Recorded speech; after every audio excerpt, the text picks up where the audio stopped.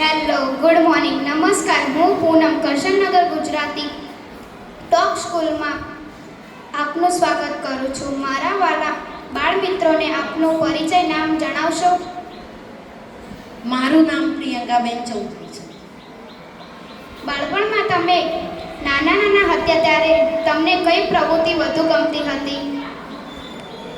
નાના હતા એટલે અમારે તો રમવાનું વધારે હતું, ભણવાનું પછી આવીને રમવાનું. કેમ? એ વખતે ટીવી બહુ ઓછા જોવા મળતા, કોકના જ ઘરે હોય. મોબાઈલ તો હતા નહીં, એટલે અમે રમતની પ્રવૃત્તિ કરતા. વિદ્યાર્થી કાળ દરમિયાન તમને કોઈ વિષય સૌથી વધારે ગમતો હોય?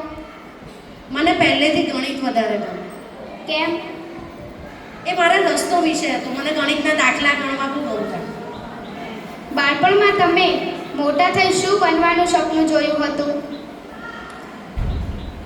મોટા થઈને મારે તો વકીલ કે એવું કંઈક બનવું હતું.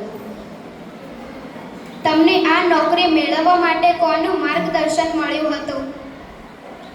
નોકરી મેળવવા મારા શિક્ષકો. અને નોકરી મેળવવા માટે કોઈ મુશ્કેલી પડી હોય તે જણાવશો? મુશ્કેલી મને તો નથી પડી આમાં, પણ પહેલાં એવું હતું કે ઈચ્છા નહોતી, પણ પછી શિક્ષકોનું માર્ગદર્શનને લઈને પછી આમાં આવી.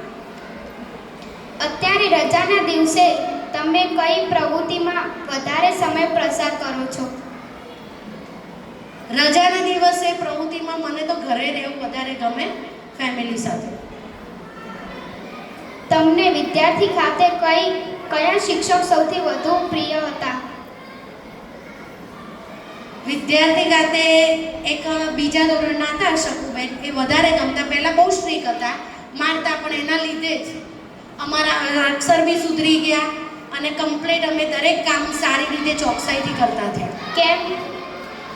એટલે મારતા કરતા પણ એ અમારા માટે હતું કે એમના લીધે આજે અમે પરફેક્શન કામ સારી રીતે ચોકસાઈથી કરી શકીએ.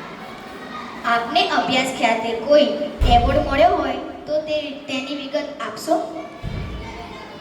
એવોર્ડમાં શિક્ષકમાં આવી એ પછી 2007ની અંદર અમદાવાદ શહેરનો શ્રેષ્ઠ શિક્ષકનો એવોર્ડ મળેલો. તમે કોને આદર્શ માનો છો? હાલ આદર્શમાં તો હું મારા પપ્પાને આદર્શ માનું. કેમ? મને એમના જોડેથી ઘણું બધું શીખવા મળ્યું. આપને ટીવી પરના કોઈ કાર્યક્રમ પસંદ હોય તો તે જણાવશો? ટીવી ઉપર મને છે ને તારક મહેતા કા ઉલ્ટા ચશ્મા, વાગલે કી દુનિયા, આ બધા કાર્યક્રમ જોવા ગમે. કેમ? એમાં કોમેડી હોય, જોડે કંઈક શીખવા મળે. બાળ મિત્રોને જાણવા મળે તથા પ્રેરણા મળે તેવા ટીવી પરના કોઈ કાર્યક્રમ જણાવશો? કોણ બનેગા કરોડપતિ એક સારો કાર્યક્રમ છે, એ જોવો જોઈએ કે મજા આવે છે અને કંઈક શીખવા બી મળે છે. આપના જીવનનો સૌથી શ્રેષ્ઠ યાદગાર પ્રસંગ જણાવશો? યાદગાર પ્રસંગ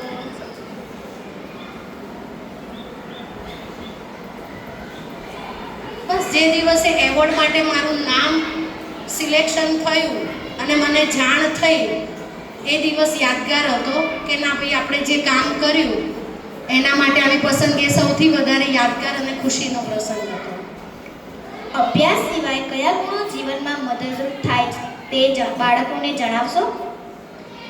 અભ્યાસ સિવાય મહેનત કરવી અને મહેનતમાં બી આડેધડ ચોકસાઈથી, કે મહેનત આડેધડ ના કરે રાખો.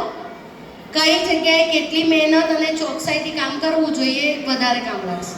સ્કૂલ બહાર આપના શોખ શું છે? સ્કૂલ બહાર મને ફરવું ગમે, પછી ઘરે હોઉં તો મને ટીવી જોવું ગમે. અંતમાં વિદ્યાર્થીઓને આપનો ટૂંકો સંદેશ આપશો? ટૂંકા સંદેશમાં કે મહેનત કરો, આગળ વધો અને અમારું નામ બી આગળ વધારો. ધન્યવાદ.